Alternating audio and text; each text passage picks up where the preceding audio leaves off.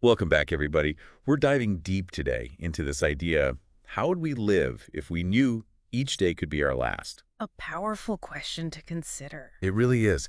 That one more day perspective. And our source material is an excerpt from a talk actually called One More Day. Makes sense. Right. Elder Taylor G. Godoy gave this talk back in April 2018, and it really gets you thinking. Looking forward to unpacking it with you. So Godoy starts off with this really moving story about a baby. His name was Brigham. Oh, I remember this. Yeah, so Brigham had Hunter syndrome. Tragic. He really is. And so he didn't have very long here, but during a visit to the temple grounds, little Brigham, he said, "One more day," twice. Wow.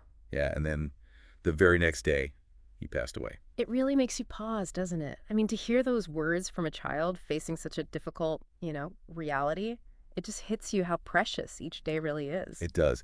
And, it makes you think, how often do we take that for granted, the time we have? How would we act differently if we knew it was truly limited? Yeah. If you were in Brigham's parents' shoes, how much more precious would even the simplest moments become?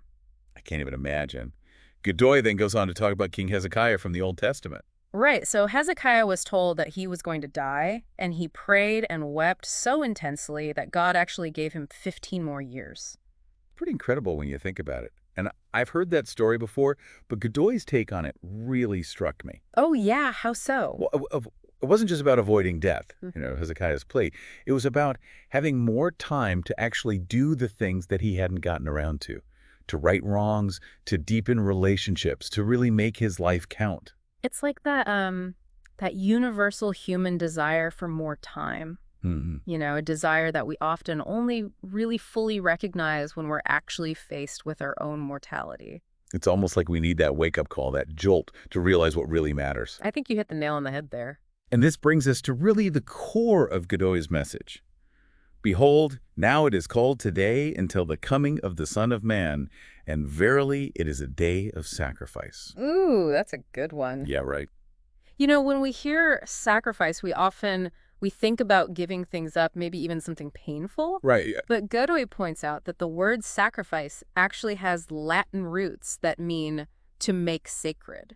Okay, so it's not about deprivation, it's about more like elevation, making something holy or worthy through our actions. I'm intrigued. Exactly. How does that play out then in the context of living each day to the fullest? Well, Godoy actually outlines 3 types of sacrifice that can infuse our days with meaning. Each of these approaches this idea of making things sacred from a slightly different angle. Okay, I'm ready. Break it down for us. What's the first type? The first one is personal sacrifice. This is about challenging ourselves, pushing beyond our comfort zones, delaying gratification to achieve something deeply meaningful. Godoy shares a story of an elderly woman who saved for years to attend the temple in Lima, Peru. I remember that from the talk. Oh, yeah. So for her, attending the temple wasn't just a casual trip. Right. It was a monumental goal that required incredible dedications, sacrifice. It really puts things in perspective. Absolutely. Even though it was a long and arduous journey, she was unwavering in her determination. And it really highlights that when we're willing to sacrifice for something, it elevates its value. The effort we invest actually becomes part of the reward. It's true. What's a goal you've achieved where the challenges along the way actually made the accomplishment even sweeter? We often find that the things we cherish most are the ones that we've poured our heart and soul into. Yeah, that's so true. The struggles, the setbacks, they all add to the richness of the experience.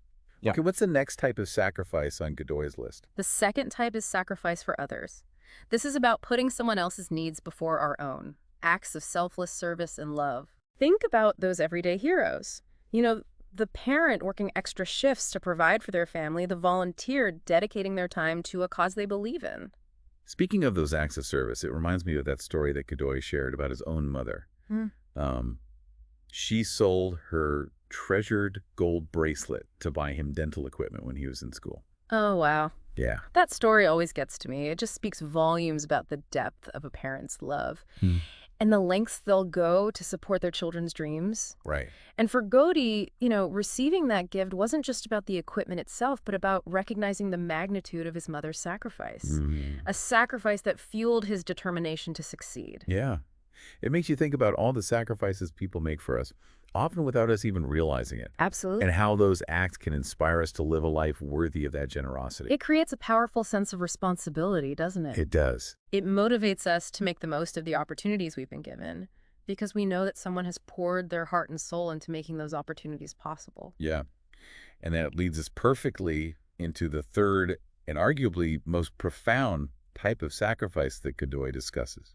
Okay, what's the third type? This one is about the sacrifice of Jesus Christ, a sacrifice on a scale that's almost impossible to fathom. Yeah, I mean, talk about the ultimate act of selflessness. Right. Godoy actually quotes a scripture that paints a pretty vivid picture of Christ's suffering during the atonement.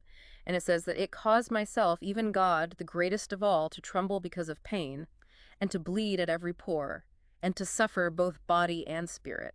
Wow. Just think about that for a second. The creator of the universe experiencing that level of pain for us. It's hard to even wrap your head around. Exactly. And I think that's part of the point Godoy's trying to make here. It's not just about understanding the historical event of the atonement. It's about internalizing it, letting it sink into our souls and allowing it to transform us from the inside out. So not just a historical event, but allowing it to shape our present and our future. Precisely. It's about drawing strength, motivation from Christ's sacrifice to actually become the best versions of ourselves. Right. Recognizing that we are capable of incredible things, overcoming challenges, making a positive impact on the world because we have this incredible example of love and sacrifice to draw on. It's like if Christ was willing to go through all of that for us, we kind of owe it to ourselves, to him, to strive to live a life that actually reflects that sacrifice. It's about aligning our actions with our values, isn't it? And I think that's really where the one more day mindset becomes so powerful. Okay. It's about asking ourselves, if this were my last day, would I be proud of how I'm spending it? Would I be living in a way that honors the sacrifice that was made for me? It's a really powerful question to reflect on. And it cuts through the noise. Right. It forces you to prioritize what really matters, makes each day count. Exactly. And that actually brings us to the call to action that Godoy leaves us with. Okay. He quotes President Howard W. Hunter, who urged people to treat every day as a gift. Right. To mend relationships, to express gratitude, extend kindness, all those things that we often put off, but wish we had done more of. Yeah. It's like living with that sense of urgency, not in a panic way, but in a way that recognizes, okay, time is precious. Let's make the most of it. Yes, exactly. Because whether we have one more day or many more years, approaching life with that mindset can make all the difference. Right. It's about living with intention, purpose, and a deep appreciation for the gift of each new day. When Godoy talks about approaching each day as one more day, it makes me think, could that principle actually apply to smaller goals, smaller intentions as well? Oh, tell me more about that. What do you mean? Well, think about it. That project you've been putting off, or that skill you want to learn, that difficult conversation you need to have. What if you approach those things with a mindset of one more day?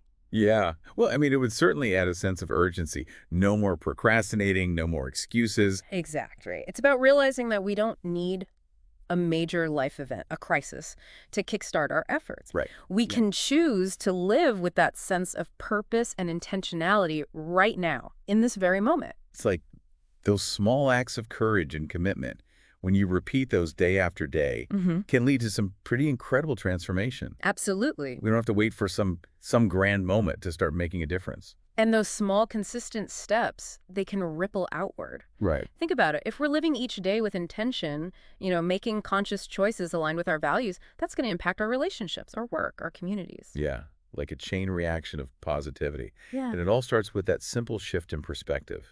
Choosing to see each day as a gift, a chance to make things sacred, to leave our unique mark on the world. It's about embracing the power of one more day, not just as a concept, but as a way of life. As we've been talking about these different types of sacrifice, it really strikes me how much power we have to infuse our lives with meaning.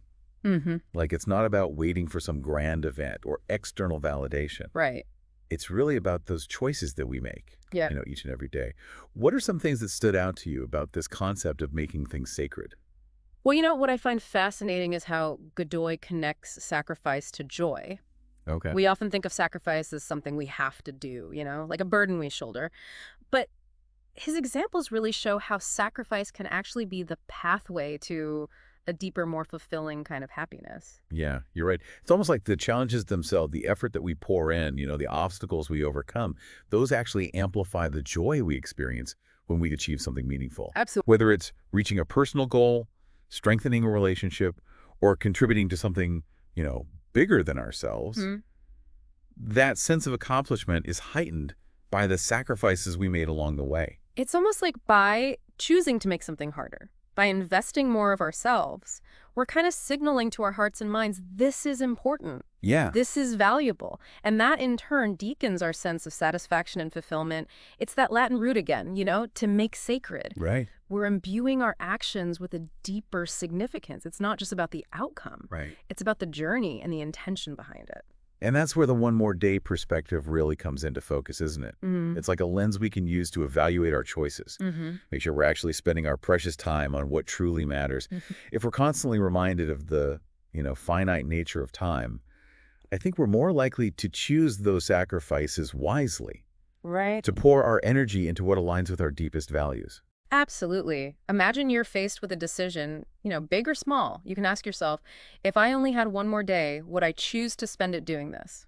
Would I be content with this being my final act, my lasting contribution? It's a powerful filter. It is. And it doesn't have to be about those, grand gestures. It can be those seemingly small, everyday choices. Right. Choosing to be present with loved ones, offering a helping hand, expressing gratitude, taking a step towards a personal goal. Those seemingly small acts, when approached with intention and purpose, they create a ripple effect that extends far beyond ourselves.